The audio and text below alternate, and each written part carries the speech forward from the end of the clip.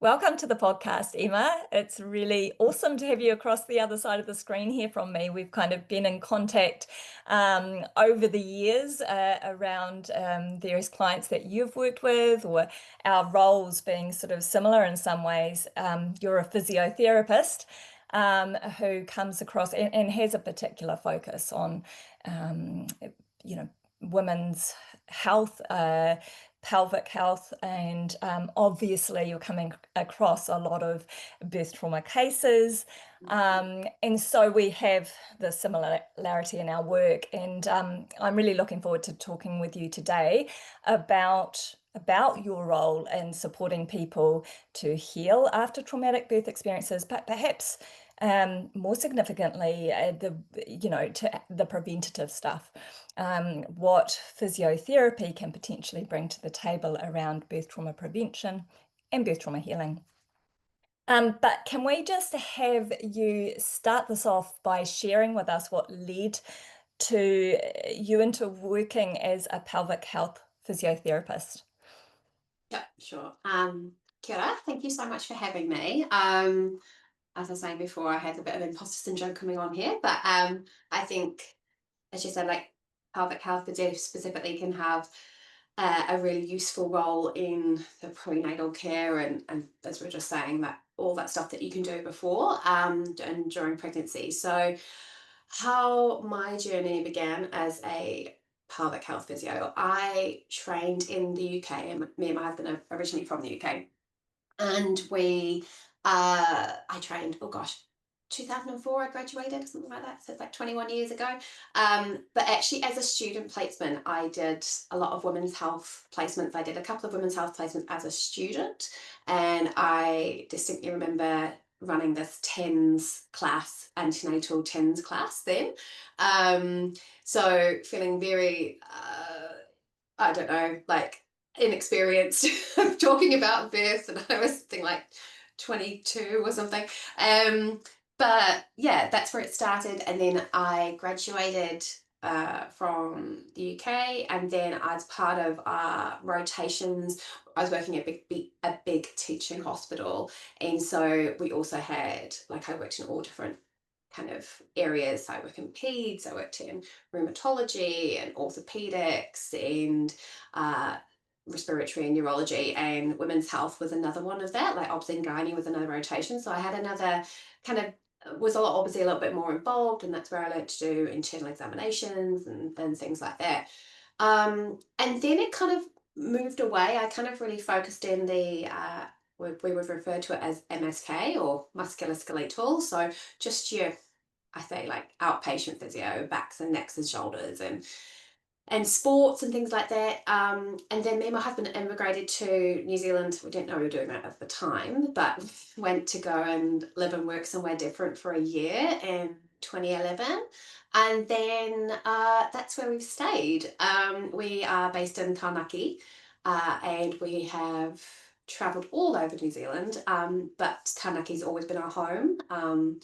It's just the people, the monga, it's a vibe. Um, and so that has been our home since then. And then I think I was here for 6 years.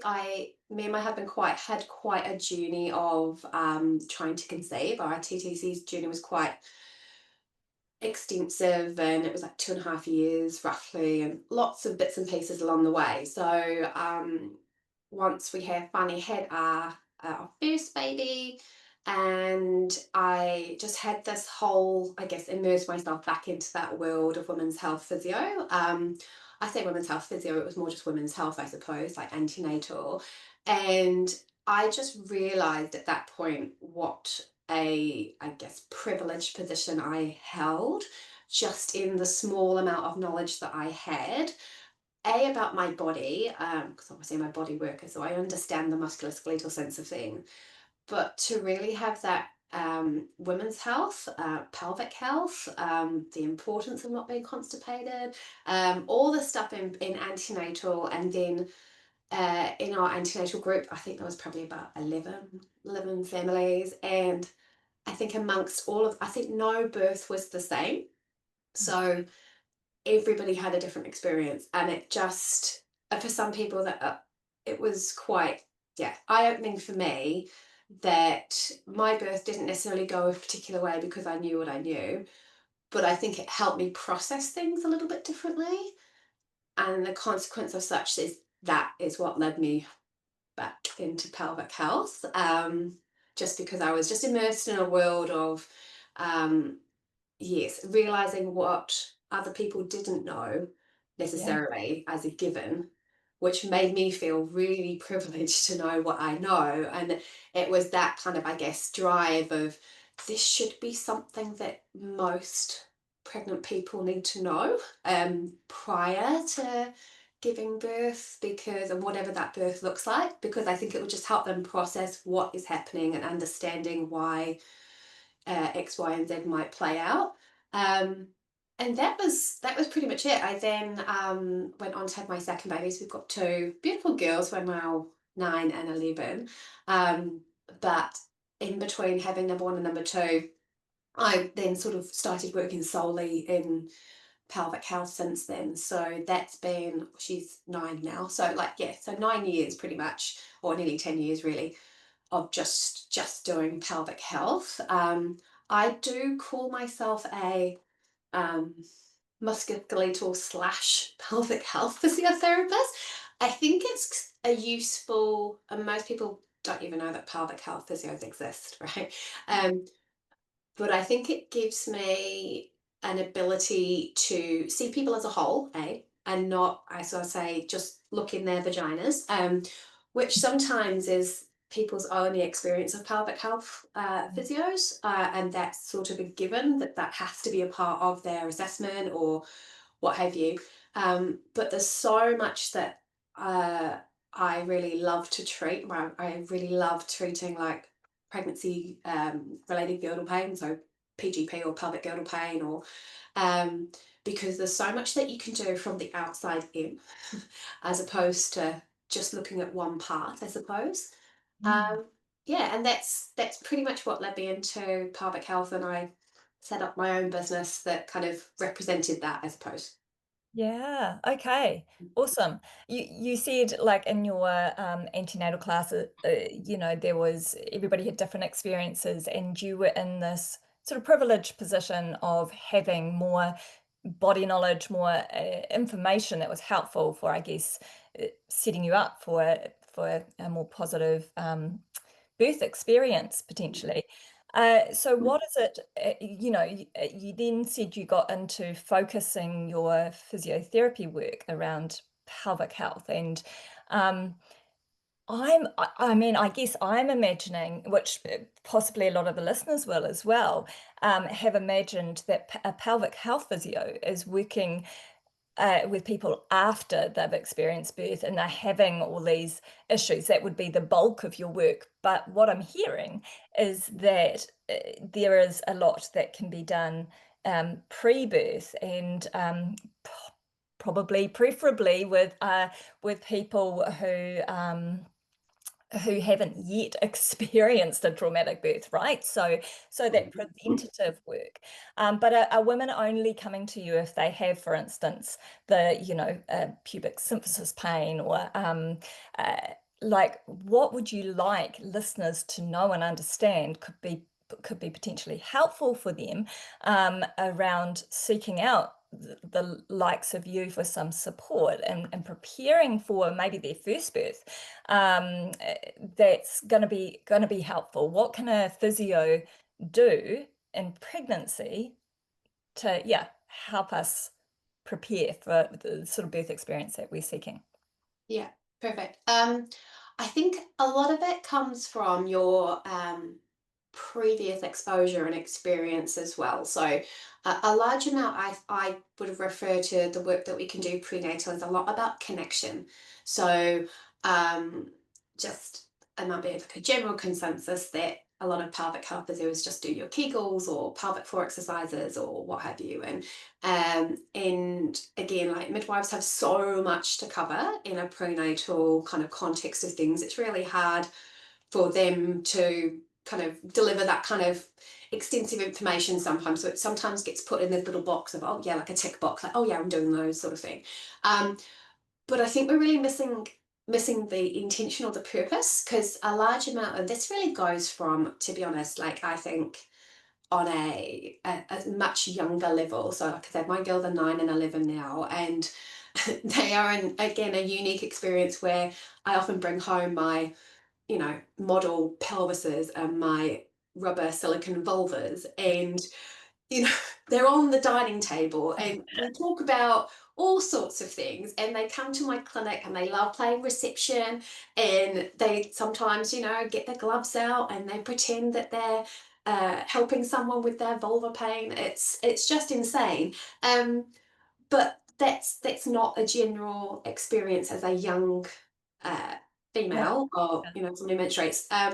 And so I think we're really not teaching people way before pregnancy about their female anatomy and how women are not small men, and how we have very different unique biology and physiology, and our cycles are a month long and men are 24 hours. And it's just, I think we could do so much, again, even preventative or educational based, right from like school age, if I'm honest. Like, Yeah. this could be Uh, something that we could really be doing with. And I think the tide is turning. So, in answer to your question, what's the bulk of my work? And you're right, like a large, I'd say sort of 50% of it is probably in that perinatal stage. So whether it's prenatal or whether it's postnatal, or in between.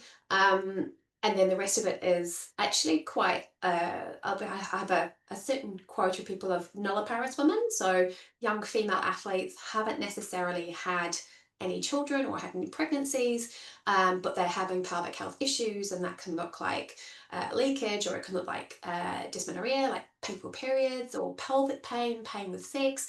So there's like this whole population of people that quite often I see outside of pregnancy, and I think that's where the awareness piece is coming now. Like, there is so much more awareness, like in the mahi, that someone like yourself does, and around pelvic care and just women's health in general, to be honest. So I think in terms of what I can do with someone, even if you have I call that like boring pregnancies. Boring pregnancies are beautiful.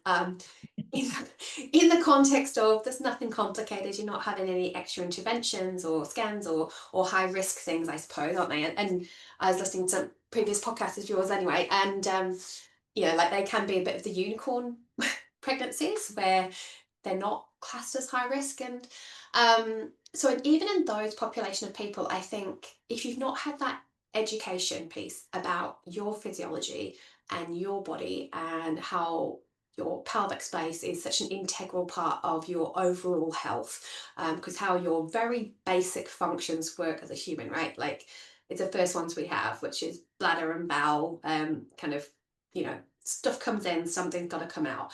So that kind of connection, it can be really, really helpful. So I would suggest, if you have that access to it, then even checking in with a pelvic health physio at sort of 20, in that kind of mid-second trimester, so from 20, 25 weeks, something like that. And it might just be checking in for like I said, more of a musculoskeletal check-in. So how your body's coping with pregnancy and the biomechanical changes, that it's just insane. Like, pregnancy blows my mind. And then birth is like a whole nother level. But the ability for a body to change and adapt and facilitate another human is incredible. And, I've had clients who've had triplets, and it's just incredible. Anyway, but there's a lot of support that you can give someone in their prenatal space for that. The people who I would recommend, definitely it would be worth the investment, because again, there's a whole financial piece, logistics to this conversation, right? Which we can come back to. But what the people who, if they're listening, do I need a pelvic health appointment? Do I need to spend this money or not?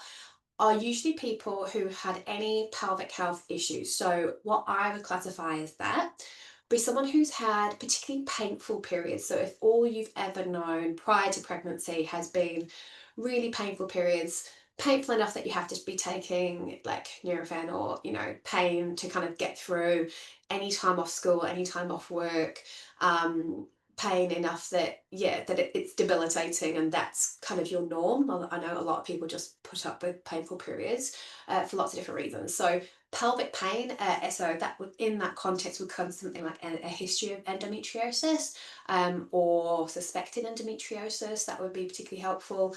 Another group of people would be people with recurrent UTIs. So if you are the person through your teens or prior to pregnancy and you've had recurrent bladder infections, and they're often bladder infections that sometimes you need treating, but sometimes you don't.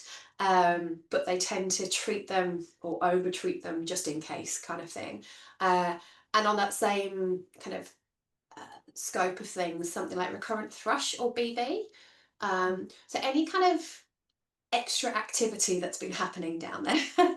And if you're the person that's going to your GP quite frequently with, like I say, like thrush or I think I've got a UTI, they can be really helpful people to pick up in the prenatal space, even if they're having a pretty boring pregnancy. They can be very, very helpful. And then the last group of people is last two, sorry, constipation. So again, if you have a client who or someone who you know is reasonably constipated, and obviously in a prenatal space, they might be having iron or needing supplementary iron, and they already had constipation on top of that prior to that increase in iron, then that would be someone that I would want to be seeing as well. And the last group of people is pelvic trauma. So if anybody's had any history of pelvic trauma, whatever that might look like for them, and that can be something, not necessarily as extreme as you think. So for example, recurrent like coccyx injuries. So people who've had a really quite, coccyx injuries are really impactful to people. I've had one and I can tell you it was probably one of the most traumatic experiences. Just because it's not a common injury that people know what to do about. And it's often passed as you just need some time and sit on a rubber ring, and there's very little support in the space of that, but it can have quite impactful biomechanical sort of impact in birth sometimes. Right. And also pelvic girdle pain. So I think again, if people have had quite horrific or previous lower back pain injuries, and it's been quite impactful, they've been off work or it's really changed their whole world, I think there can sometimes be this narrative, and they're sometimes the stories we just tell ourselves, or they're the stories that you've been told about yourself, which is, oh, just be careful because when you're pregnant that's probably going to hurt like heck, or oh, that's probably like it's fine now, but let us know when you're getting pregnant because that might be something that you need a bit more support with. So the kind of injury slash trauma pelvic group of people. So if you fit into any of those categories, that would be something I personally would recommend is worthwhile seeking out a pelvic health physio in your pregnancy, even if you're not having any problems. Just because those, I suppose, are the risk factor people that I would certainly suggest to midwives locally, like please refer these people because they might not necessarily have any issues per se talking about, but it could really, really help in the role and help their role as a midwife or birth Yeah. worker. It could really help you to facilitate the patient to have a much more empowering experience. Because again, a lot of it is unpicking the stories that people tell themselves. And then by the time they get to birth, it's those kind of limiting beliefs that hold them back more so than physiology sometimes. Mm. So it's also addressing that component. Yeah, right. Does you talked about endometriosis, about painful periods, is also coming into that sort of similar category, would really heavy periods constitute, yeah, Yeah, I would generally say anything that generates a negative connotation in the pelvis. okay. So again, just having that um, impactful, because I guess the reason for that is that it's that pain mechanism. So if you're having heavy periods and they're just heavy and they are just impactful in the context of you have to logistically have like Yeah. double menstrual products and you need to be that person, like I need to know where I'm going to be on that day because I know that's my heaviest day, Mhm. um that's not maybe as impactful as say someone who's got really heavy periods and they feel like their uterus is going to fall out, because it's that pressured feeling. And the reason for that is that your body will have an innate, almost subconscious need to hold. So if Mm, again you have that heaviness feeling or pressure feeling, mm, your body will have that interoceptive knowledge where it'll be like, oh, something feels heavy, so I need to help you out. And that sometimes, not all the time, but sometimes that can indicate a bit of that kind of like higher resting tone for some people, and they find it maybe a little bit more difficult to lengthen into their pelvic floor, which is obviously very helpful ahead of a physiological planned birth. So around that. The other thing I would say with IVF journeys or fertility journeys as well. So again, in that context, if that group of people may have had endometriosis or not, an unexplained fertility, and they've ended up with IVF or what have you, or IUI, egg collection, it's a lot of, again, it's a lot of stuff happening down there. yes. It's lots of input to your nervous system, Yeah. and your pelvic floor is basically the bottom of your nervous system. So, Yeah. how I explain it to a lot of clients is that your pelvic floor will pretty much tell you how safe you are on the planet at this time, at any time. Um, Wow. so, and it's because it's a direct line, right? So your central nervous system, how I would explain it, is your brain and your spinal cord, and the bottom is the sacrum and the pelvis, and the muscles around that area will pick up on lots of different input, right? So physical, emotional, stress, cortisol, hormonal. And so sometimes when if you've not had a physical injury there, so you might not have any pelvic health symptoms or pelvic floor symptoms, you're not leaking urine or you haven't got any problems with your bowels, but you've had a really stressful time to to become pregnant or lots of invasive procedures, um, your pelvic floor is going to pick that up because it's how you're feeling at the time. So it can just be useful to explore. Doesn't always mean that it's, again, it's not a story or a narrative that's like, oh, because you've had this means your birth's going to be really tricky or Yeah. any of that. It's Yeah. just that I think connection Yeah. and curiosity around your body, which can be so helpful prenatally. It Yeah. really empowers people. It helps people understand birth as well. So I think that's how physio can help. Education about your own body, exploring what's the story your body has to tell, because you can tell a lot, and it doesn't necessarily need to have an internal exam. I do lots of support for prenatal clients who don't wish to have that. Um, so it doesn't necessarily mean super invasive procedures, but there's still lots that you can gain and from having a prenatal assessment. Okay. Okay, let's imagine that I'm somebody who has had a fair amount of pelvic trauma. Perhaps I've got a history of sexual assault, uh, and sex has always kind of been a little triggering for me. So it's been a bit painful or something like that. And I'm pregnant and with my first baby, and I've listened to this podcast episode, and I'm like, yeah, maybe I should go and see a pelvic health physio. Um, what can I expect from that appointment? At least if I was to come to you, Emma, because I imagine that, different practitioners have different practices, but um, I I can imagine that this would be a really frightening prospect for a lot of women who have a history of pelvic trauma, especially if it's around sort of sexual trauma.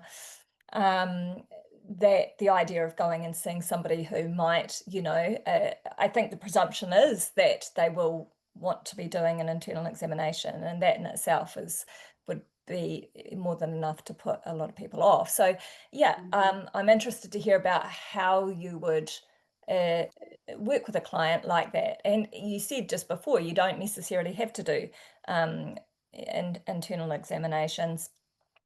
So what would a session look like if you went to? Yeah. Yeah, great question. So I think the first thing is to find your person, which kind of taps into a little bit of this, as I said, financially logistical. Like I work in Tamaki, and there's lots of mamas that are quite rural. We're quite fortunate in the region to have a few pelvic health physios, and I know it's different region to region. Probably down in the South Island, it's far fewer and in between.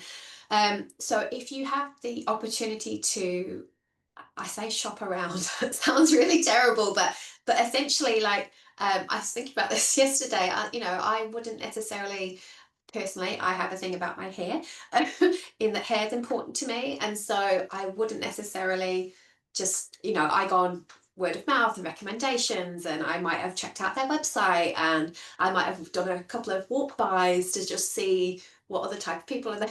Anyway, strange metaphor, but in the same context, I take a lot of investment and time in it. So from a birth it being so profound and so impactful on people's lives, like lifelong, right? Mm. And your childbearing history, oh, sorry, childbearing future, that I think it's important. So if you have opportunity to, as brave as it can be, because it can be very, as you say, confronting, but for a lot of people, even if it's reaching out via email or asking if, or emails to say, could we have a quick chat? And so I guess in that context, you will find your person, even just by sometimes finding that response of the person Yeah. on the other end of the phone or other end of the computer or what have you. It's also one of the reasons why I do some like social media stuff. It's not because I love hearing myself talk. It's I hate it. But I've had to get over myself of that kind of my fear of being seen, Mm. because one of the most helpful pieces of feedback I've had from some clients is like, oh, I felt like I knew you. Yeah, yeah, It creates that level of intimacy with somebody, even just saying, like we were saying before, I feel like I know you because we yeah, have so many people in common, and I probably, different commodities, so you don't feel new to me, so you feel less scary. yeah. Um, so The there's that level of trust engagement. development. Yeah. Yeah, yeah, absolutely. And it can be such an intimate conversation, not even appointment. I'm asking about bladder function and bowel function and sexual function, and it's quite an in-depth conversation. So it's nice to have, if you can find your person, that can be really, really helpful, because I feel that that's half the barriers gone. And I take that whole kind of ethos in our clinic in particular. Our admin manager is super approachable, and we always have that kind of kindness is one of our really big values, and a safe, supported space. So even things like that, checking out their website, seeing if this is something that, word of mouth is another great one. So really finding your person. So if that person has felt like, yep, this is my person, I feel like I'm going to be in a safe space, then I'm going to be brave enough to make the appointment, which in itself can be huge. Um, Mm. the second thing as well is that I love to work in collaboration, especially in birth rates. So much around like building that village of collaboration and finding your team of people. So I am just one person on that team. So one of the first questions I'll ask is, who is your LMC, or like who else is part of your birth support group? Because if with the permission, I would love to be able to collaborate with those people, because I think it then also takes the pressure off the person, um, that they have to know everything about themselves, or they're trying to, especially in a trauma state of a person, that they often are working in that kind of primal instinct, coming into a new space, this smells are new, what are we going to be doing? Do I need to pee again? So it really hopefully takes that pressure off them, that they can just be here for themselves, that you don't have to worry about all the background information. I can get all that another time. So that can be really helpful insight for me. So if that's consented, that's great. Um, and then I suppose to begin with, like I said, I would probably ask a large amount of my assessments are a lot of question storytelling. I want to hear people's stories. I'm a big fan of stories. um, and I can relate. it's why I go off tangent all the time. So I'm taking notes here today, because I would just talk and talk and talk. Um, so I really just, yeah, I ask them to tell them my story. All of our appointments are 75 minutes for that purpose. I I really don't want people to feel rushed or like, Mm. oh, I've got another person coming, I need you to hurry this up. There's always tissues on the table, they have access to the door. It's a very trauma-informed space. So I think the environment really helps, that it's not a medical centre. We don't work in a medical centre, that also helps. Um, and then, yeah, gaining some insight, it might well be they don't necessarily need like you're saying, like a physical internal exam. But really for me, what I could glimpse from that person is what would they like? What is their birth ideal? So as you say, in that context of things, it could be that that person is thinking there's absolutely no way in hell this baby's coming out that way, and we're thinking of an elective section, and that's obviously completely valid, and it's just okay, well, how can we support your body for that process, and how can we help you prepare for that? On the flip side of things, it could be, yep, we're planning for a really unmedicated home birth. That's great, we can help support you with that. So finding where their goal is Yeah. really helps direct my care. Yes. So it's really client centered. I just follow them, just wherever they want to go. Um, and then if it is something, again, it's just very much permission based. There's lots of stuff we can do without me even touching someone. So, for example, if they have a history of constipation, if they have found that, which if someone's had sexual trauma, it's very, very, I say not necessarily causative, but highly correlated of constipation. Again, going in that idea, if you've had anything happen in the pelvis that is protective, you might find that they have got some kind of higher resting tone, and consequently when you have a bowel motion, ideally what should happen is that pelvic floor should kind of like release and yield, right? Kind of like Mhm. relax, empty what you need to empty, and then it tightens up again. So quite often people who've experienced any kind of trauma often do have constipation through pelvic floor dysfunction, not being able to fully relax. Yeah. And so, yeah, that would be somewhere I would start. Bladder issues, if again, do they have any problem peeing? Often, again, I'm being very generalized here, but people have this this general idea that they can hold on for a really long time. So they tend to be like, I call them the camels, the people who can just hold on to their pee a lot of the time. Or conversely, it can also be people who feel like they're peeing like every 20 minutes and they're like, I just need to pee constantly. So it can sometimes be that upregulation. And I guess someone like me can help someone with that, because it probably isn't ideal that A, you don't pee or you're peeing all the time. That's not ideal in a pelvic floor kind of optimization before a physiological birth, or even if you're planning a section, it's still helpful to have an optimal kind of health in that area. Um, yeah, and then it might well be sort of that someone like that, I might support them in the physical sense of things, like externally. So it might well be that we have a look at their back and their hip and their pelvis. How are they moving? How are they coping? Are they getting any pain? Are they getting any pain when they're sitting or standing? Or are they getting any, how much exercise they're being able to do? And that's a big thing in pregnancy. And there's so much evidence in certainly the pelvic health space. There's so much research being pumped out into prenatal care and exercise, and the benefit of keeping moving in in pregnancy.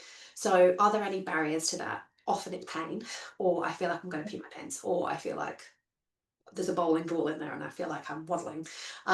So those kind of addressing those barriers. And then, to be honest, at a 20-week, unless the person had a really specific pelvic floor issue, that, and again, I say to the person with most clients, this is your appointment.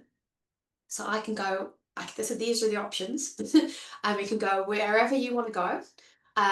But also I appreciate some people have really like specific expectations of an appointment. Some people come even with a big trauma bag of history and they're like, I would like you to give me a pelvic health, an internal exam to check what is happening. Because in their context, if they can kind of eliminate that from the problems or what have you, then that will help them manage better. Mm. So it's not like a hard and fast rule, like because you've had trauma, we won't do an internal exam. It's really much, it is what the client wants and needs at the time. When they come a little bit further down the track, so when it's closer to sort of, I would, in an ideal situation, somewhere between like 20 something weeks, 25 weeks, and then again closer to sort of 35, 36 weeks. Because obviously the appointment it will just very take a different turn. Our intentions are very different. So it's sort of about like the holding period, and now it's like, right, where we're preparing to release, whatever that looks like. Mm. Um, so, and the same question could come up with perineal massage. That's another really big question, and we get at that time, like, should I be doing it? I don't want to do it, but I feel like I should be doing it. Should Um, we? Should we be doing yeah, and then so it's which is great because it's even the question, you know, it wasn't if I'm complete, I didn't do perineal massage for pre my birth, and I had some information on that and I never did it. When I hear on me, it says what it was. So but again, for some people I'll say, look, it's up to if you feel like again, it's logistics. How long are your arms? How short is your torso? How big is it? your bump? Like just purely gonna reach like a lot of people are like, I can't even see my feet. How am I going to see my fanny? I have no Yeah. idea how this is going to work. Um, and so some of it is logistical, and then sometimes I can't do it, but I quite like my partner to be involved. Mm. Um, but I also say to people, look, there are probably, yes, there is some evidence to support reduced perineal tears and what have you. And if it's your first physiological birth, like planned physiological birth, it definitely can have its benefits. I think always there's a caveat. But also, if it is something that you're dreading, if it's something that you're like, oh, this is just so awful, like you know, the intention has been lost, and actually, like Yeah. connecting with a pelvic space in terms of you might get perineal elasticity movement. You'll get it naturally from your body just preparing for birth, right? Like if I check someone at 20 weeks and someone Yeah. at 37 weeks, they're going to be miles apart, even if that person has done nothing different, right? So there is that. Also, connection to a space that can be helpful prenatally to do some pelvic floor connection work, with it, working in that lengthening and shortening capacity. That will create some perineal elasticity and just movement. So it might be doing some integrative like prenatal yoga, or it might be just going out for a little bit more movement based, whatever that looks like for the person, whether it's yoga or swimming or Pilates or whatever they want to do. So it doesn't necessarily have to look a certain way, because I've had lots of clients just, I can't do that. And I'm like, that's okay. Doesn't mean you can Mm. have a terrible birth. That's okay. And it doesn't mean that you're going to rip from A to B either. You know, Yeah. it's Yeah. yeah, it's just Yeah. empowering them with an experience before. Again, it's the stories that's probably more problematic sometimes than physiology. Yeah, Emma, what I'm hearing coming through as you're sharing, and this is a theme I talk about a lot in my antenatal education, but in my podcast interviews and my work with people around birth trauma healing, is this very, very clear link between mind and body. And you keep using the word connection, which I think is alluding to this, but is absolutely, yeah, relevant to the mind-body connection piece. And when we feel more safe, our body will respond in ways that are helpful. When we feel more fear, we are going to experience more tension, and we are going to feel more pain. We're going to heighten our chances of tearing and this sort of thing. So perhaps part of that perineal massage. And I love that you said, you know, if it's becoming something that you're dreading, then perhaps it's best not to be doing it, right? Is because it's running counter to what I imagined, and you have a lot more knowledge about this, so correct me if I'm wrong, but I think a big part of if perineal massage is helpful, it's because you are getting used to the sensations down there and being safe with, you know, you're perhaps doing some stretching. It's like, oh yeah, that's sore, but I'm okay. I can breathe through it. I can soften into it. So developing a sense of safety around these sensations, or even, and it may not be that you're stretching, but just having your fingers down there and you know, like uh, doing things that you wouldn't normally do, and getting more comfortable with different sensations Yeah, and being able to feel safe with them, because that safety is so profoundly key to avoiding trauma. yeah. Um, 100%. And I yeah. think that perineal piece, it's you've pretty much reiterated everything I would say in a session, which is great. So I'm like, I'm on the right track here. Which is this idea of it's not just a tick in a box. So it's not like doing some calf stretches where you just like, oh yeah, tick done. The opportunity with perineal massage, as you say, is that sense of connection. and being comfortable with an uncomfortable sensation.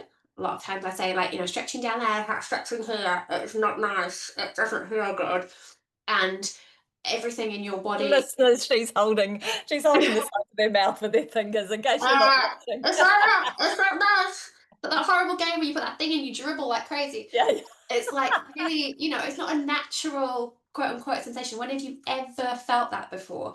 Um, and consequently, it's getting your body, yeah, comfortable with an uncomfortable sensation. And I liken it a lot to foam rolling. So if you a foam roller, if you understand the concept of what I'm saying of muscle release and tension release, I've seen people at the gym or something doing iliotibial, like the side of their thighs rolling, and it is, if you know, it's so exquisitely painful at times.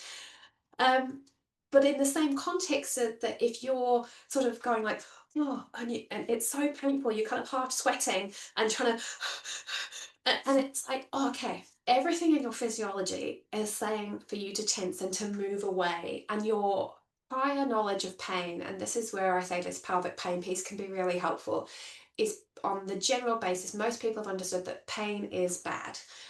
Or it's danger, remove yourself. If something's hot, you touch it, you pull your hand away. So as a human experience of pain, it's been that way. And then birth is obviously painful, but it's a good pain. And so it's trying to change your nervous system set around that. So one of the things I'll say to people as well is that I can be sore and I can be safe. So I can be in pain and I can be safe. And understanding that, so by doing the perineal massage work, it might well be that I get people to just, it's not aggressive or sadistic in that context. It might be whatever way that person wants to do it, but it's in themselves in the shower, after a shower, in the bath. I usually do it with one foot kind of on a little stool or on a toilet seat or something, and opposite hands for opposite sides. So I kind of like approach it that way or this way. And it might be that you just use your thumb and your forefinger and just have a gentle stretch of that tissue kind of towards I call 6 o'clock, but towards the 6 o'clock, it's either 5 o'clock or 7 o'clock. And you just stop and hold. And it's that pause, which I think is really powerful, where you have that feeling of like, whew, that feels really tight.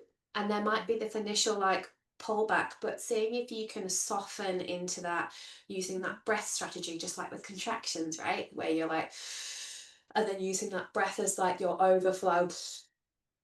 So using the same strategies that you maybe are thinking about trying to use in your birth in a perineal massage state really helps to get that connection piece, because then it won't feel really unfamiliar. I mean, it will still feel unfamiliar the first time you feel that is, again, if ring of fire and what have you. But if you have experienced something in the past and you can clock onto that, like, oh yes, I can be sore, I can be safe, I can use my breath to soften, I can be comfortable in an uncomfortable situation. I think that's the piece of perineal massage that's so much more helpful than the physiological, just stretch the Yes. out of your vagina. It doesn't make any sense in my head. And sometimes, like I said, some people I've had, it goes the pendulum swings the opposite way, that they've had such a not quite traumatic perineal massage experience, but such a, not comfortable, not nice. It then freaks them out because they're thinking, oh my gosh, if I can't even have fingers down there, how the heck is the baby going to come out? Like, Yeah. it sends them the opposite way. It should always be an empowering experience, something that's helpful. So yeah, but 100%, all the things you said, it's about the safety and connection and supporting the person in whatever they feel most safe and support with. For some person, it will be absolutely no intervention down there. In the same way that maybe planning a birth, they're not wanting any vaginal examinations during a birth. It might be sort of leave the nest alone, don't bother Yeah. me down there. So it's respecting that, but there's so many other things we can be doing other than perineal massage as well. So that's sometimes helpful. So, other things that you can be doing to or on your client, or other things that the client can learn to do for themselves in preparation? Yeah, Both. essentially, yeah, a large amount of the sessions that I'll do is that I might, depending on the person, I might do some things with them in person. I'll be like, this is how you want to do it at home. Because again, unfortunately, prenatal pelvic health physiotherapy has no funding. So there's no real opportunities for people. We're very lucky in Taranaki that we have the Hapawananga team who fully fund any prenatal or postnatal appointments for any of their attendees, which is amazing because that gives so much more access. We also have a pilot stay through Toyota, and it's the same kind of thing. So they have a funded session for pre or postnatal pelvic health physio. But I do appreciate it's just something that is a very big ask for people. It is Yeah. expensive, and I don't know. I think Taranaki is probably the only regional DHB that doesn't have a pelvic health physio in house. So there is no there is a contractor, a continence clinic, which is supported by the DHB, but it's kind of funded by urology and gynecology. And a very small part of that is OAC, so third and fourth degree tears and things. So there's no room for any prenatal pelvic health space in Taranaki in the public system. Mm, So it's really forcing people's hands to be, mm, well, I'll take what I can from the people I can. So it's mm, amazing that Abuananga have got that resource. So there's lots of opportunities for people in Taranaki to do that, which is great. mm. We've brought up tearing a couple of times, and I know that many people who are listening would love to hear about your suggestions around how we can minimize the likelihood of experiencing a big tear in birth. So I would love you to speak to that. But the other question I have is that I know a lot of listeners will be wanting to know a bit more around is if you have had a birth experience where you've had either a severe tear or you've had an episiotomy, and then you're pregnant again. What does this mean, that scar tissue, that previous experience mean for the next birth? And is there anything you want to share around, yeah, should we be having elective cesareans, or should we be risking having another severe tear with a vaginal birth? Is there anything we can do? And there might be overlap with answering the first question. Okay. Yeah. So we'll start with if it's, say, for example, it's your first baby or your first planned physiological birth. Mm, Um, so on that basis, so there's overwhelming amounts of evidence that can support the things that you can do to help reduce tearing, which is great. And obviously, I imagine quite a few midwives, doulas, and birth keepers will also know this evidence, which is around perineal massage and supporting the head descent, upright positions for birth, warm compresses. So some of those things, obviously, I can't do. I'm not present when people birth. So I will just talk to the bits that I know that make the difference in terms of prelim. So other than things that your birth LMC person can help support you with. So I think one of the biggest, again, pieces of evidence that coming out recently is a lot around exercise and keeping active in pregnancy. Now, there isn't as much correlative links between exercise and direct perineal tears, if you see what I mean. There isn't any kind of particular studies around that. So did people who were more active in birth, did they have less tears? Because there's quite a few factors that can feed into that. What they have been able to find is that exercise in pregnancy can help reduce the second stages of labour. So, in terms of, I guess, when the baby's descent is, I say, pretty textbook in that context of things, if they're in a good position and what have you, that perineal tissue, so the bit between the vagina and the back passage, the perineum bit that needs to stretch, so that has more resilience to stretch, and the mm, consequences that you're less likely to tear. So mhm, keeping as active as you can in pregnancy is a really, really big one. It's one of the biggest barriers that I find that people have is pelvic girdle pain. So it sounds bizarre that we're talking about that and tearing, but it's, if you can see the consequence of such. So I'll just give an example of this. I'll just make someone up in my head. So, for example, say there is someone who has had a previous back injury back when they were a teenager, they're now pregnant with their first baby. They've developed some pelvic girdle pain quite early on, so it's sort of like maybe just after the after the first trimester, so maybe 16, 17 weeks, they're already starting with pelvic girdle pain. And when I say pelvic girdle, Emma, can I yeah, just interrupt you for 1 second? You yeah. keep referring to pelvic girdle pain. Is this the same as SPD, as symphysis pubis? Yeah, so So, I was yeah, literally, yeah. So yeah. the reason why I say as in I would refer to it as PRPGP, which is pregnancy related pelvic girdle pain. So what the again, I say like I'm a big fan of evidence, but I love it when it's something new and it challenges the narrative that we've had before. So we used to kind of refer to SPD, symphysis pubis dysfunction, so the pubic bones at the front, or SI pain, so the sacroiliac joint at the back. Mhm. But what we now know, if you are pregnant, so from the day of conception up to 1 year postpartum, okay, so not even after birth, but a year postpartum, and you develop pain in this area, we refer to it as pelvic girdle pain. Okay, great. Yeah, the reason why that is because again, there's an overwhelming amount of evidence. It's less to do with the biomechanical, physiological, as it is to do with the sensitized tissues. So, one of the biggest risk factors for developing pelvic girdle pain is fear. uh, Wow, wow. yeah, fear, dissatisfaction in a job, previous lower back pain injury. Yeah, it's really, really fascinating. And I think there has been this narrative around pelvic girdle pain that it's just something, it's all to do with relaxing, and it's a very disempowering story. So again, going back to my example, this person has developed PGP at 17 weeks. They're already thinking, she's I'm only 17 weeks. How am I going to be able to get to 37 weeks? The patient's not getting good sleep because it's pain at night. They're having to turn over in bed. They might have to be on their feet all day.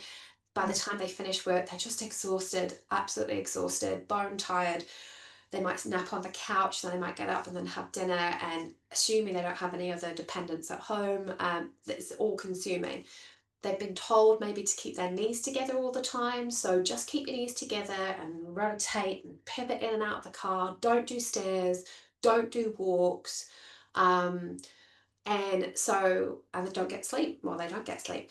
And Mm. so this picture, and I see this all the time, is of this really frightened first time birthing mama who has not necessarily got any empowering information. They're also freaking out because they've been told they should be active and they should be doing these things and they can't because I'm just so tired and so sore.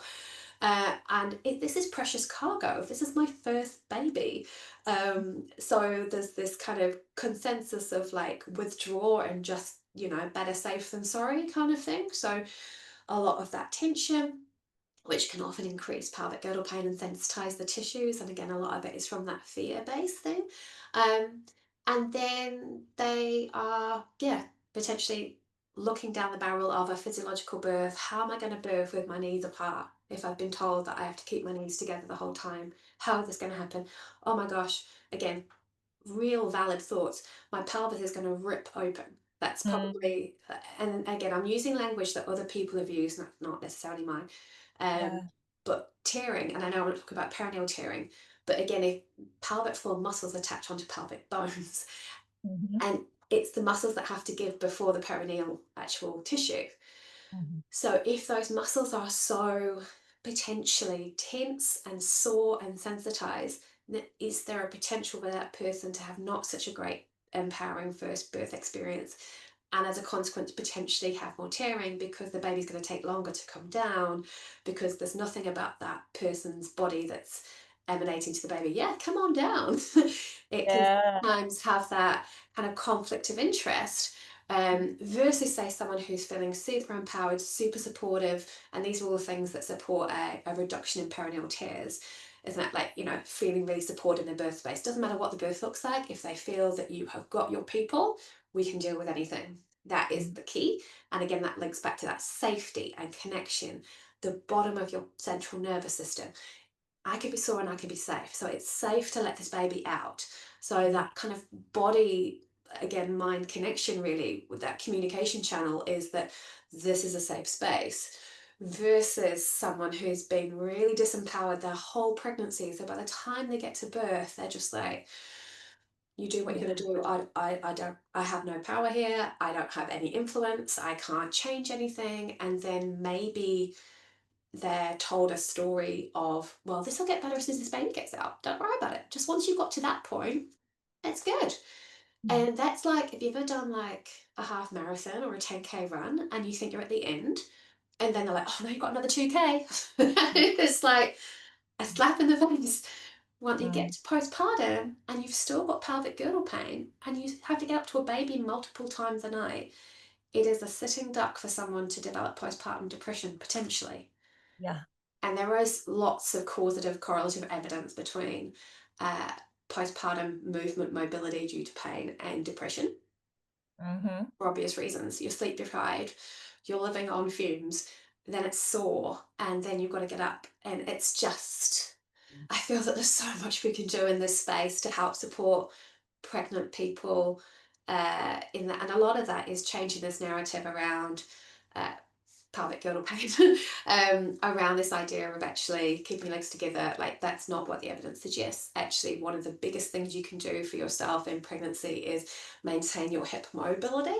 So lots of, we call it like knee drops. So you're kind of dropping your knees side to side. If you can't do it on your side, you can do it up and sitting. I actually get people to do a lot of adduction work, which is kind of like they're stretching those muscles on the inner thigh that go from the pelvis to the inner knee, on the inside of the knee. So lots of yoga movements, a lot of empowerment, and a lot of actually your body is safe to move, and you can be sore and you can be safe. And actually, one of the biggest tips I would give to anybody experiencing pelvic girdle pain, if you're listening, is turning over in bed.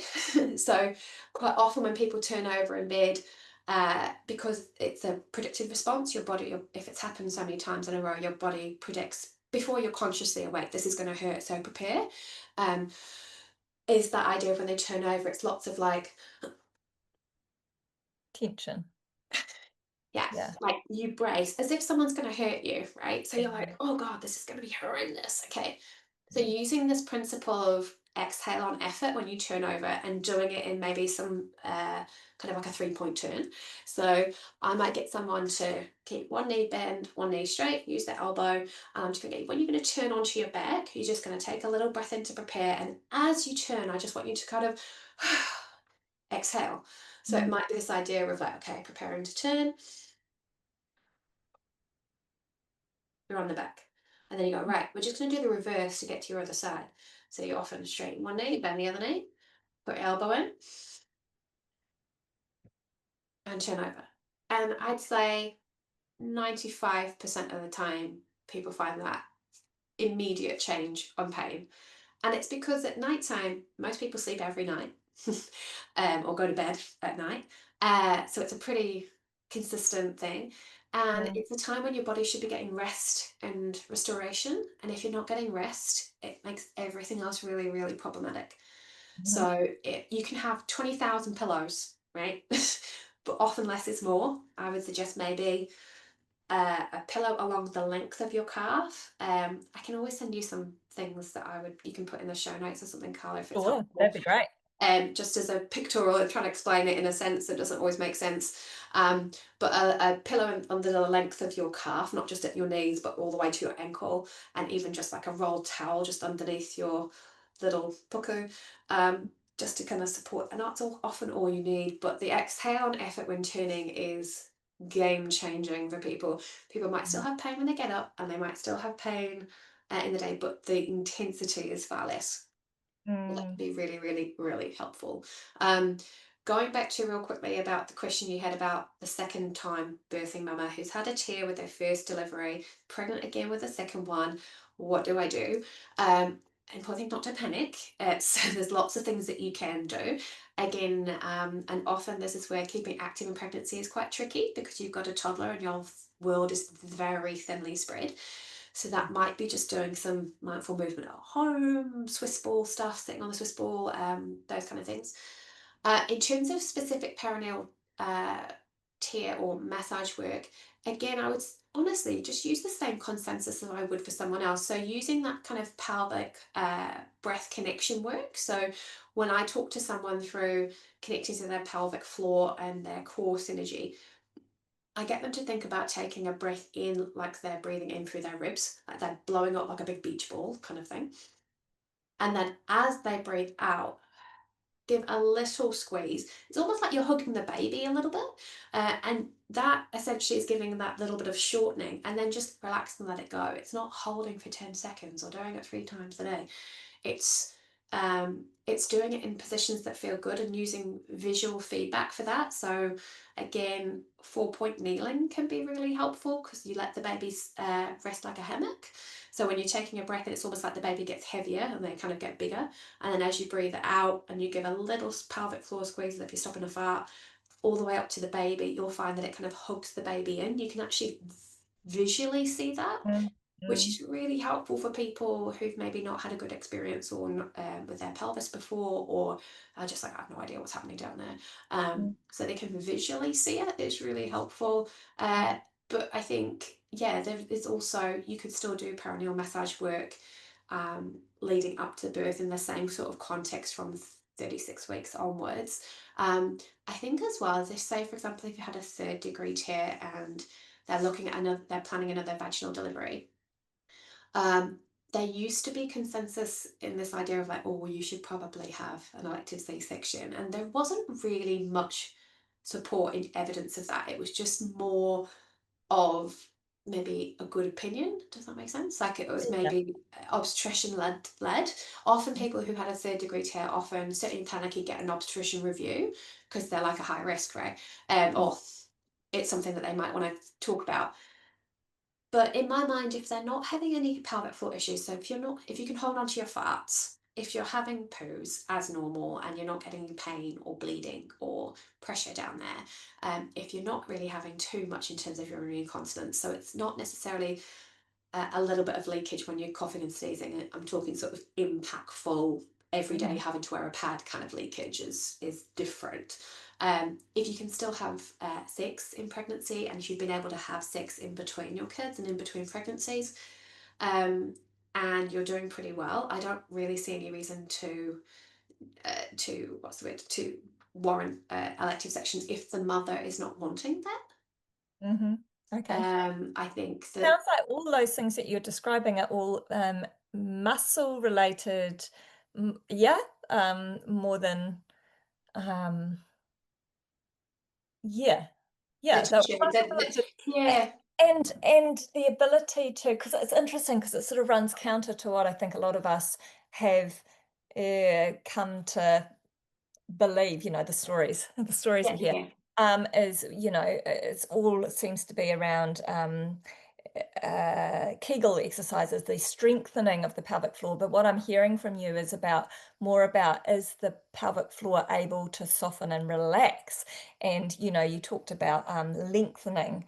And by that, I'm assuming that you mean lengthening is the relaxation, the shortening is the contraction, right? So the exercises that we've been sort of brought up believing we need to do to strengthen our pelvic floor is, that might be important, but it sounds to me from what you're saying is at least equally as important, or perhaps more so, is the ability to soften and lengthen and relax the pelvic floor. Yeah? yeah. And I think, I could probably, in a lineup of 20, if I go into the street now and find 20 women and examine their pelvic floor, probably at least 18 of them would be having, because just being a woman in 2025 is stressful. Yeah.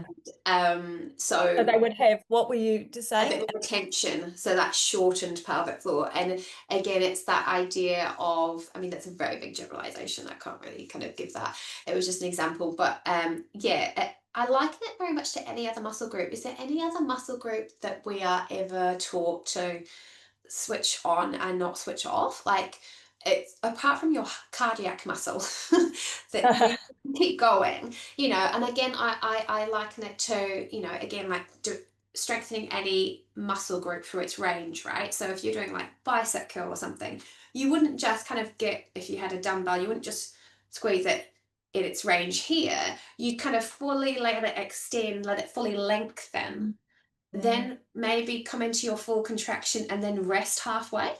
Mm. And I think it's just, I think people, and I say people, I mean probably including the medical community, but also people who aren't necessarily that medically informed, it's so much easier to think of the body in pieces, that we Yeah. are machines, but we Mm. just, you know, how do bodies grow babies? It just blows my mind. We're Yes. just so much more complex, and so we just like to put things in little boxes. So it's neater and it's easier, but again, what I talk about again in different kind of things is that relationship between like your diaphragm and your pelvic floor, right? So it's that idea when your diaphragm kind of compresses, that pelvic floor will kind of like yield a little bit. It will just lower and yield. It doesn't necessarily relax because it's not like everything falls out. It just lengthens and then it shortens as you breathe. So getting that diaphragmatic breath, which is why I say when people are doing that pelvic floor connection, is really helpful for people to think about breathing into your ribs. So almost putting your hands kind of on your rib space and being like, breathe into your ribs, because that gives you more of that diaphragmatic 360-degree breath, which gives you a reciprocal pelvic floor lengthening. If you Mm. just breathe in through your nose, nothing happens down there. Like you're just using the slit. And so it's also so interesting. That's why a lot of people with respiratory problems have pelvic health problems. It's not necessarily just because of the coughing. It can be because of like hyperventilation can be a big thing with pelvic floor issues. It can be chronic coughing or anxiety. Again, it's another one that kind of goes on a couple of channels, right? You've got that vagus nerve stimulation where everything's sort of like tired but wired, but Mm. also that doesn't allow you to have the physiological rest of diaphragmatic breath. It's why whenever we're feeling overwhelmed, having like, it sounds like, some diaphragmatic breaths and longer exhales really works, because it just works on that physiological channel as well as that kind of emotional hormonal cortisol channel as well. Yeah. Yeah. So it's just that symbiosis that works together. Mhm. But yeah, I don't necessarily, I think we've moved on, hopefully, with regards to if you've had a terrible tear, or, like not so great tear in your first delivery, that it automatically that means that you're going to have a elective section. I think there may be the difference, or maybe the alternating differentiating factor would be like a fourth degree tear mainly. Mhm. Um, and there are also out there, which does happen, occult third degree tears. So they're classified as second, but actually they're third. And then Right. so by the time that you come pregnant again, you're like, oh, this probably was a third. We've just not picked it up, or Yeah. it's not Occult been. kind of meaning hidden. And third It's, degree, yeah, third degree tear is it extends right to the anal sphincter. yeah. Yeah. Yeah, so in terms of the difference of I should have brought my pelvis, but the fibers. So with, like I said, like rings of a tree around your external anal sphincter, okay? And just like rings of a tree, right? You've got like the outer layers and the inner layers. So if you think of the whole ring of the tree as your bum hole, your external anal sphincter. So if you have a third degree tear, you can have a 3A, which is like a few of the outer rings. So it's only a little Right. impactful. Right. So 3B being a bit more, 3C being a bit more, and a fourth degree is to the center of the tree. So it's not uncommon to get, I'd say uncommon, it probably is less common to get like a third degree, like a 3AB tear, but they do happen. But they are surgically repaired generally, like in theatre at the time. So I guess sometimes there are potentially second degree tears that look straightforward, that may have had some impact on the external anal sphincter.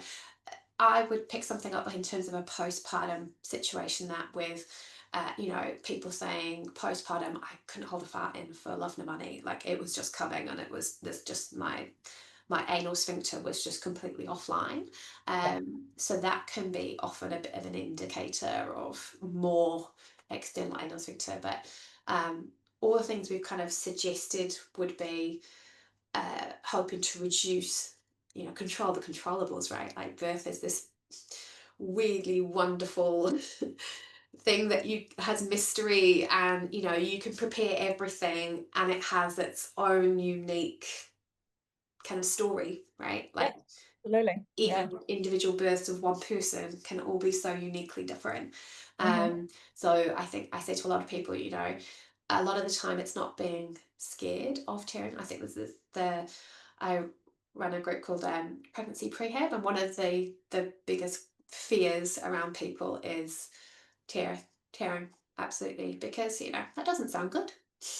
How do you convince me not to be fearful of tearing? Like, it's one thing to say we shouldn't fear tearing because that's just going to make the situation worse.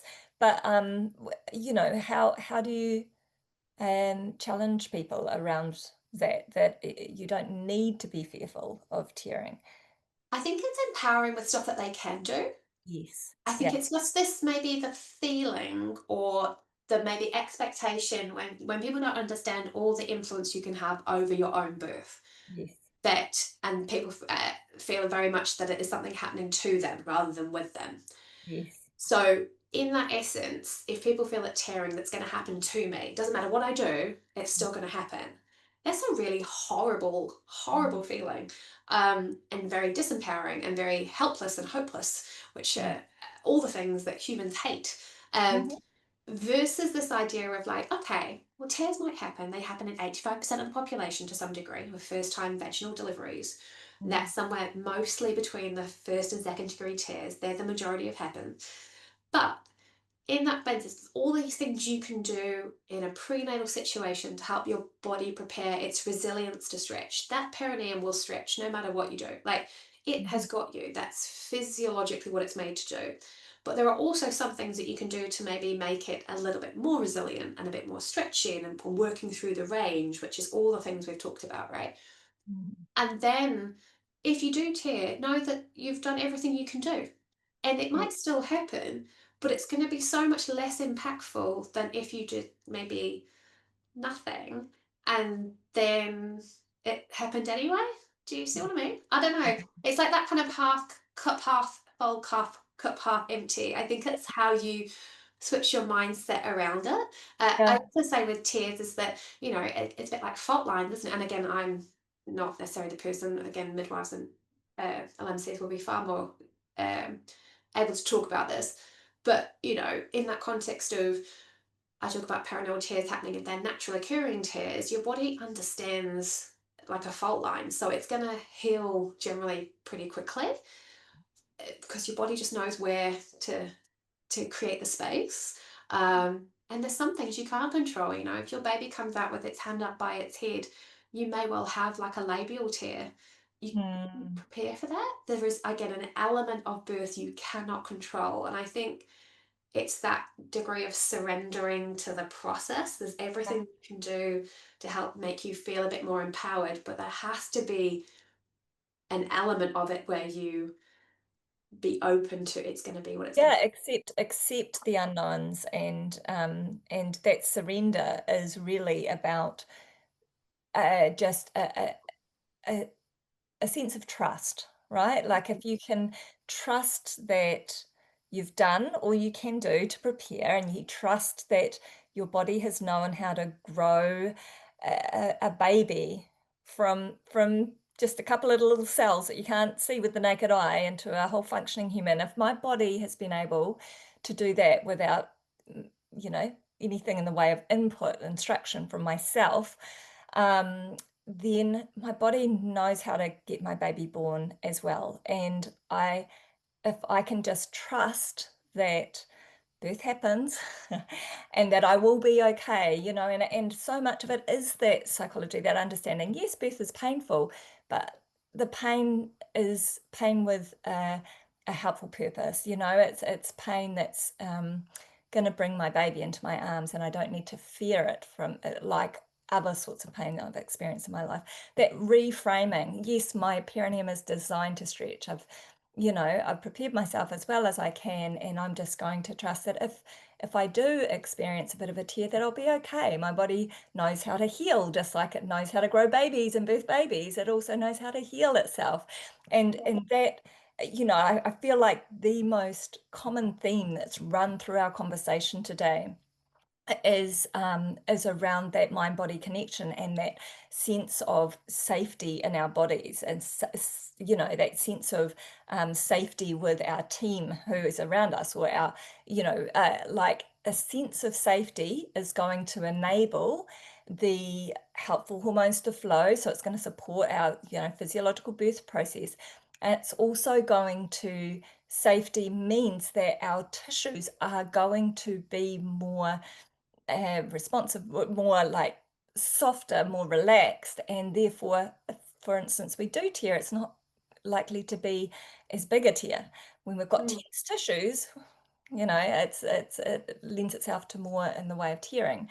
And even just you talking about the body, the perineum, the pelvic bowl itself as being, this is what decides if it's safe to let the baby down and out or not, is what the story that pelvic bowl holds.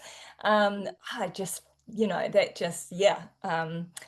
Lights me up, because this is just speaking so much to what I know to be true of, of birth more generally. That mm, mind body connection, that sense of safety, that ability to surrender comes from a sense of safety, and just how key it is to having the sort of birth experiences we're designed to have, and to support us to heal in the postpartum, no matter how mm, our birth went, because there's a lot of healing that needs to go on after we have grown a baby and birthed a baby. yeah. It's a big deal. Our bodies have gone through a lot, Mm, and we're parenting a newborn, which is always, busy and challenging and tiring. So we've got that on top of the recovery process and all the hormonal changes, and there's a lot going on in postpartum. And if we're well supported, if we feel safe, if we're supported to have the most um, uh, physiological birth as we can, then we come out the other side of that being also so much more able to heal and recover and work through the postpartum. mm. And I think if you can support or provide support for a pregnant, for a pregnant person, it's as you say, it's less micromanagement on the postpartum side of things, because bodies, as you say, Yeah. they're just our bodies as we know them are adaptable and resilient, and then we're strong. There's just this really consensus that that women are weak and we're broken and we need fixing, and it's really changing our language around, okay, well, how can I'm reading this really good book at the minute, and then literally last night it was about tending. If we kind of switch the body from like, how do we fix this, like how do we tend to our bodies, how do we listen to them, and how Yes. do we kind of support them and facilitate them. There's nothing to Mm. fix in a body. Bodies are way more intelligent than we ever get it credit for. Like I said, it's just simpler for our tiny little human brains to put things in boxes, because otherwise it's just so Yeah. massive that's like, how do we even exist on this planet? Yeah. So it's just having, as you say, going back to that trust. And I think if you could surmise like almost what do I do with my clients, it's essentially reclaiming or establishing, depending on where they're coming from, a relationship with their body, for Yeah. so they feel more empowered in their body to birth. Yes. Um, Yes. it's not, and again, a lot of the stuff is education and it's knowledge that they then have for life, which is really, really Mm. powerful, because it can have impacts on their children and their subsequent births and things like that. So it's something you can really give to someone that Mm. is so impactful for more generations. That's what really lights me up, is like I say, I Mm. see my girls and they're like 9, 11, and my well, when she was a bit younger, she came home, she's like, my vulva is so sore today. And she was like, it's not my vagina. it's my vulva. And I'm like, oh my God, you beautiful kid. The fact Mm. that you know the difference between a vulva and a vagina. Yeah. And you felt that you could tell me. So yeah, that's honestly, that's what I do. I Oh, think it's so impactful for future yeah. generations. So, but So thank you for your mahi and all you do in the community. It's such yeah, impactful and inspirational work. It's so great. Thank you. Yeah. So I would love to hear a little bit more. We've talked a lot about how you can work with people in pregnancy and, the setting ourselves up for our best chances, sort of birth we're seeking. But what work can you do with people who have experienced a traumatic birth or who have experienced some sort of perineal trauma, or they are finding after they've birthed their baby that they are dealing with ongoing incontinence or pelvic organ prolapse, or, what's some of the more common themes you're seeing in your role as a pelvic health physio in the postpartum care support role? Okay. So I think what is a great space in this conflict that's changed maybe in the last maybe couple of years really is since the ACC maternal birth injuries kind of Claims process. legislation has come out. Yeah, act has come out. So some of that, we're very fortunate in our clinic to have it makes it far more accessible for people. So, where in the past, if we had asked me that question maybe 4 years ago, I would have said that I'm seeing the majority of people who have had fairly impactful births in terms of physiological birth with tears or trauma and having quite a lot of pelvic health concerns in that kind of early postpartum period.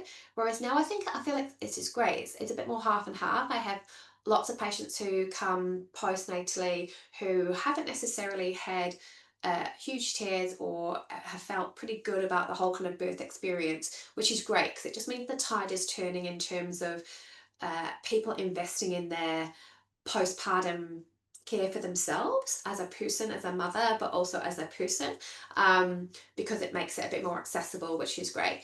Um, for those people who obviously who do still, and again, I'm preaching to the choir here that birth trauma is fairly rife across the board. And again, probably like most places in Tānaki, in the maternal units are really there's lots of stuff happening that probably shouldn't be happening or it through lots of different reasons do happen. Um, the common theme I guess that people have is not even so much probably the physicality, but again the things that you talked to earlier, which is just like it sounds very sad. Well, it is sad. It's just feeling really let down. I feel that's the common theme. Although again, I'm just picking words from patients. Like let down, no one was there. It's really sad, and it does happen through lots of logistical and different reasons. It's not all that's not all I hear, but that is a common theme. So the consequence of such is often emergency C sections that have. That's probably one of the common uh, groups of people that we see where people have had like long stages of second stages but then ended up with an emergency C-section. So Mm-hmm. obviously they are what I call the double whammies in terms of people who probably need the most support. Ironically, in the ACC maternal birth injuries, they're people that receive no support because I can't use ACC for an emergency C-section even if they've had this big long second stage that didn't eventuate. That's like another talk for another time. I won't get on Mm. my rant about that. But yeah, a lot of that. And in terms of, I guess, do you mean like physical or do you mean more in the birth trauma space? Or a bit of both, really? Uh, It's kind of happens, right? Happens together. Yeah, often it does happen together. I guess, given this is, the birth trauma is, a common theme to my podcast Yeah. episodes. Yeah, I'm thinking more of yeah, birth. Yeah, so I guess how I would approach that for someone who comes to my clinic and there is obviously an element of birth trauma there, because I think that's the thing as well, isn't it? That I mean, I don't know, this is only my experience, you might talk differently, but when people come to the clinic, they don't come with a flag attached saying, I've had birth trauma, or I have birth trauma. And I think that in itself can be really helpful for people when they do come and see me, and they might just be coming to see me with a physical symptom. So it might be something along the lines, again, I'll just make something up. um, Say this person's had an episiotomy, so the equivalent of a second degree tear. They had a fairly substantial longer pushing stage for whatever reason, and they had an episiotomy, so on paper their birth doesn't look that bad. Um, but how that all went about and the support they received afterwards obviously can change that experience. So by the time that somebody comes to see me, and this might be any time from 6 weeks, so in theory, I can see anybody like 3 days postpartum. I have had some clients who I've seen earlier than the 6 weeks because they've just needed the support. There's no timeline on support postpartum. Um, but we won't be doing as much in examination stuff, but just physical support, but also emotional support for someone. Um, and I suppose it's the biggest thing I do for postpartum people is just hold space for them and just let them tell their story, which so many people don't have. Um, and again, I spend a lot of time just letting them talk. That's why I like having the longer appointments, because I don't, if they have their baby with them, they can feed them. Um, if the baby's unsettled and they're happy, if they're comfortable, I can ask Kerry to look after the baby. So that sometimes creates this space Yeah. for the mother just to have her own time, because especially in that early postpartum period, right, that you are still connected. It's just fourth trimester. It's just an extension of pregnancy, right? The babies are just noisier on the outside than they are on the inside. Um, but I think there's that holding space and physical space potential for people just to debrief, I suppose, is the way that other people would talk about it. And also letting them talk and be how they want it, from their perspective. I don't have any judgment, or oh, I think Mhm. that's wrong, or oh, that doesn't sound like that person, or I'm probably I guess, like people often say as well when they come in, like, oh my god, I feel like I've been to a therapist. I was like, well, that's part of what we do, because it's a therapy, whether it's that. And again, this comes back to this mind body connection, right, where if you are in a state of emotional, psychological, primal state, tired but wired, something's happened to you, it's how your body's trying to process something, and life carries on, right? Like, Mhm. baby's got to get fed, kids got to go to school. It's so hard to find a small little space where you can have that feeling and be okay about having that feeling, because I think so much of the time in postpartum you have to just push it down, or it's not a good time, um, whereas what we do is we offer a potential space if they wish to have that space that they want to talk about. And quite often, if we don't acknowledge that piece of Mhm. letting people feel the feelings, Mhm. rather than just pushing them down all the time and just holding space for them, then the physical healing doesn't happen anyway. Or it just Yeah. takes so much longer. It takes Yeah. so much longer. And quite a big, and again, it's not in a postpartum space. Depending on the person, if someone's in quite a fairly acute traumatic state, I suppose, probably the last thing I'm going to do is go and give them an internal exam, because Yeah. it's just too much. um, Counterproductive, yeah, it's because it and affects for the some people it can pacing. be entirely triggering of Yeah, their yeah, entire yeah, experience. And so I spend a lot of the time doing in the postpartum work, and particularly for people who have had those longest, like, pushing stages, or conversely people who've had really, really quick births, like really quick like traumatic in that sense of like shock of like, yeah. oh gosh, I don't even know what happened. um and I do a lot of the work from I don't know if you know Lynn Schulte, but she has this group called Institute of Birth Healing, so I've done training with her years ago. But really, really helpful in the postpartum space of supporting the musculoskeletal system of the common birth pattern or open birth pattern. So this very much speaks to the mechanics of birth when people have been kind of pushing for a really long time. And the way I explain it is it's almost like you think of your sit bones and the kind of tissue in between. If your sit bones have been widening, because that's what has to happen, you have to have this opening of the pelvis, right? Mm. And you've conversely been there for 2 and a bit hours, or it's happened really quickly, then the tissues in between can be really quite taut and quite tight. So even if you've had like a tear here, so if I cut my thumb here or cut my kind of in between my thumb, if I had my kind of thumb and forefinger this far apart, it's going to take way longer to heal than if I was to kind of almost bring those kind of pelvic joints and bones back together to take a bit more softening. Yeah. So I do a lot of work in that kind of closing the bones work, which I know Oh, other practitioners will work. I know the Thule therapy and abdominal massage, and lots of doulas do lots of the wrapping, like closing the bone ceremony. So I suppose it's my own take on it from a more of a physiological sense.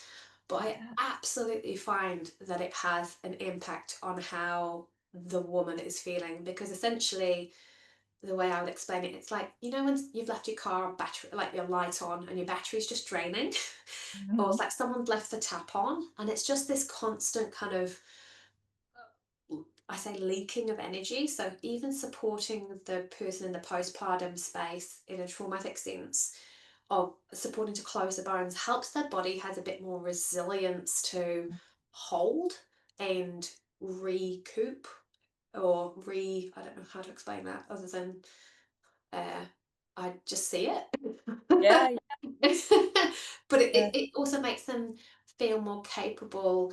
Again, speaking to the piece of if someone has lots of pelvic girdle pain, even if they don't, or they just find that, sitting on the floor is a real pain, or that they have got delayed healing on a perineal or a episiotomy scar. And it's like, well, if I can support them in the physical sense, and that might just be doing some external manual therapy, just care.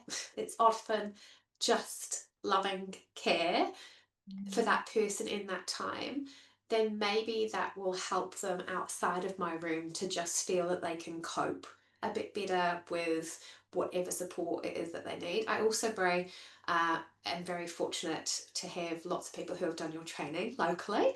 Mm. So they are honestly my absolute allies in this space as well. So if I have someone who, it's coming up and it's obvious that the flag is there, that it's opening that conversation about, oh, did you know that there are people out there who can help support you in this space? Obviously I can help you a bit more physically, but would you benefit, do you think, from having someone to talk to about your birthing experience? And having someone there is in a sometimes non-medical sense is so helpful, because not always, but sometimes, often they feel very let down by the medical system. And so they don't want to go back there. I understand completely. Yeah. So having someone who's maybe just slightly outside of that realm, and that's what I love about my nature of work. It's very much, I say, like tapping into different. I can be quite a because a physiotherapist has a medical it's a word. But it does give you access, which sounds weird, but it does. It gives you validity and legitimacy. But Mm. also, I think it allows me to kind of step one foot in each kind of pathway, which Yeah. is really helpful, I think, in the birth trauma space, especially for people who are needing that emotional support, but there has been some physical birth injury, Mhm. that Yeah. people need advocacy for that. Yeah. And if they're needing further support, that's really important. So, Mhm. yeah, I don't know if that answers your question. Yeah. Yeah, Emma, like I don't know if you are uh, particularly unique as a physio working in the birth trauma space with your degree of appreciation for the holistic nature of the healing journey for somebody who's experienced traumatic birth. Um, but far out do I feel just an outpouring of love and appreciation towards you for this work that you're doing. Even you just saying about that, creating, like holding space, creating a space, a safe space for somebody to share their story. I mean, I tell this to my trainees, right? 90% of what, if you are nailing space holding for somebody to share their experience from their perspective, and you are able to do that in a way that makes them feel unjudged, completely validated in whatever it is they're bringing to the table, then that's 90% of the kind of the work that we do around supporting somebody on the healing journey. So yeah, just such heartfelt gratitude towards you for this this work that you do, and it would be wonderful to think that there are many other physios, pelvic health There, physios. there are others. You Yeah. have to find them. It sounds weird, but also like anybody really, I suppose.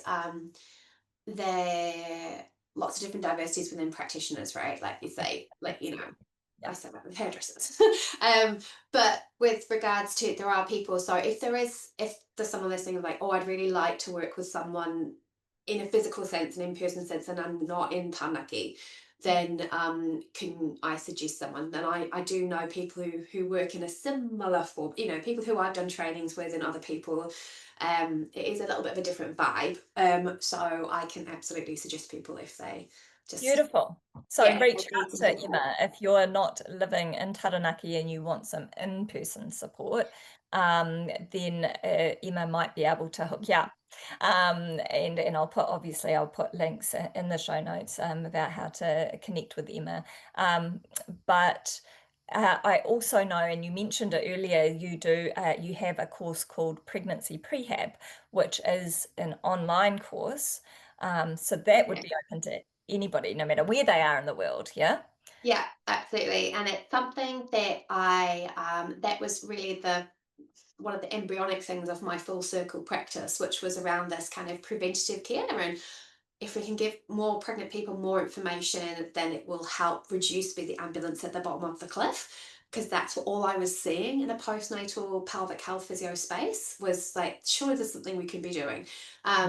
And again, there's lots of research into now coming out that more prenatal education is actually helpful, and it's not around being scaremongering or, it's just educating people with choices. Mm-hmm. So that's where pregnancy prehab was born, and I did do it in person, but again, just logistics and then COVID and all the things.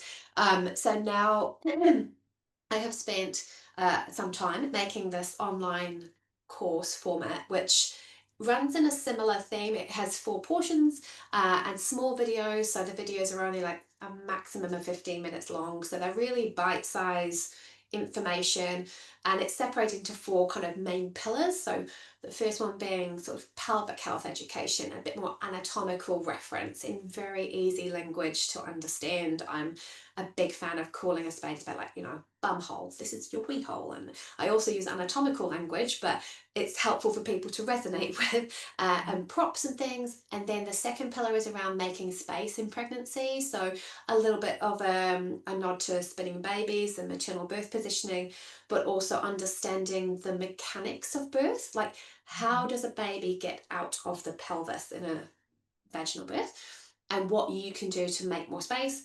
Third is labour and delivery, and in that labour and delivery, we talk about all different types of labour. So they're kind of, I think, non-intervention physiological birth. We talk about induction, a bit on forceps delivery, C-section care, all of the different types of birth in that context. And then the last one is fourth trimester, which is basically that kind of early postpartum, some of the basic essentials. What do I need to be doing, or what are the things to be looking out for? What can I do to help myself in that first 6 to 12 weeks period? What's backed by the evidence? What should I be, what things can I do? I've put in there around like breastfeeding care as well. So some block duct work that you can do for yourself, because that seems to be it's certainly in my personal journey, it was a big thing. That was the biggest thing in my postpartum space, was my boobs. And so that was helpful for me. Yeah, and it also has access to, through the discount of our colleagues in Taranaki, their prenatal yoga as well. So if you are living rurally and you don't have access, or you're someone who has a toddler at home and like, I just do not have time to go out, it gives you access to prenatal yoga online, discounted, quite a 15% discount, which I think works out about like $40. And then also exercises you can be doing yourself. So it's kind of a blend between movement and education, and that's how I would normally do it in person. It would be me chabbing and then doing movement, but this is kind of a little bit more of both. But you could, Mm. it's suitable for any pregnant person, and you can tap into it from whenever, really, from week 12 to week 39. I would suggest to people to watch all of it before they've given birth rather than just up to the birth bit, because quite often it's, you don't know what birth's going to look like. So if you could, I said, people just watch all of it. And partners as well. I think from feedback I've had, people, they found partners have found it quite helpful to understand a bit more about birth, so that they can then be more supportive in the, not just in labour but also postpartum, like also appreciating that point. So yeah, Mm. it's been a really, yeah, I love it. It's a really comprehensive resource for people, hopefully. How long would the course be all up? Like if All up, I think it's probably about, like, I did it for like the equivalent of person, so it's probably like 3.5 hours, but it's like in it chopped into little pieces, if you know what I yeah, yeah. mean. So like, it's probably not even that long if you take out the exercise bit, because you could do that your own time. So maybe like 2.5. So Mm. you could smash it out in one go. You Yeah. might get sick of me talking, but yeah, a lot of it is very practical. I talk at at the parents' antenatal and the active birth classes in Taranaki, and it's very much an interactive chat. It's not just me yabbering on. I have lots of props and Mm. things to help people understand a bit better. I'm a real visual person, so it really, really helps me. So yeah, absolutely. And I do have a health professional discount code. So if it's someone that I can send it to you, Carla, and then you can disseminate it to on the show notes if anybody's listening and they have clients who they think it would be helpful for, then they can access it for a discounted rate. So who's constituted as a health professional? Would I be? Yeah, anyone, like anybody who works with pregnant people. So, I mean, Amazing. So so there will Pilates be instructors, prenatal yoga, doulas, LMCs, antenatal educators. It's just really, I'd much rather like the information out. If you can get the information out there, it can be so incredibly helpful. There was one person I remember who, when I was doing prehab in person, she actually came back and did it twice, which I felt was a bit of overkill. I was like, I don't think you need to be here. She just, no, I do. I was like, okay. But she actually said in her birth, she did end up having, she had a vaginal birth and she ended up having an epidural. But something she stuck with me, and she said, do you know what? She said, my birth didn't look how I thought it was going to look. But one of the things that was really helpful for her is that she understood what quote unquote should be happening. So we talked about this idea of yielding of pelvic floor and feeling safe and feeling connected and getting really comfortable with an uncomfortable sensation. And in order for that to happen, oxytocin will flow and contractions will work with your body rather than fighting them. And she said when that was happening and she felt in her labour that she was fighting it, she could feel it, like there was something. She said, I was really trying to breathe through it and do all, and I just couldn't. She said, I just knew in that moment, if I asked for some support, just take me out of the game a little bit with an epidural support, she said, I knew that it would just relinquish my control. And then she said the baby came like half an hour later, but she was like, it was helpful to have that information of understanding in herself. She could feel that her body was fighting something that was supposed to be happening. So even that information was really powerful for her. And she went on to have a subsequent baby. She said, I then kind of knew that surrender process had to happen. But yeah, I find it, yeah, like hopefully people do find it helpful just to have that information if you can't come in person, and not everybody wants an in-person appointment either. So yeah. that's helpful. Yeah, wonderful. Yeah. Oh, Emma, this has been awesome. I've learned so much, and Yeah. I'm I sure feel like that I've talked your ear off, Carla. I love I love hearing people. I love having people talk my ear off. Okay. That's Hence the good. reason I'm a podcast host. So like I love That's true. It could be worse if I was a person who had one word answers and you'd be like, exactly right. so Come on, anything Emma. else? That's lovely. Help a girl out. Yeah. Yeah, no, I do. I love, like you, I'm all about the shared story, and the value of the shared story. And thank you for sharing the story of yeah, your work. And there has just been so much that is so resonant for me in my birth trauma support work and the work you do as a pelvic health physio. So thanks, Emma. Thank you for the work you do. Thank you for also for, supporting those women down in Taranaki who have done my healing birth practitioner training and Yeah. referring women onto them. That's amazing. And for just reaching out and connecting with me as well. Like that's meant a lot. So Oh, that's great. Thank you so much for having me. It's been such a fun chat. So hope that was helpful for people whoever's listening. yeah.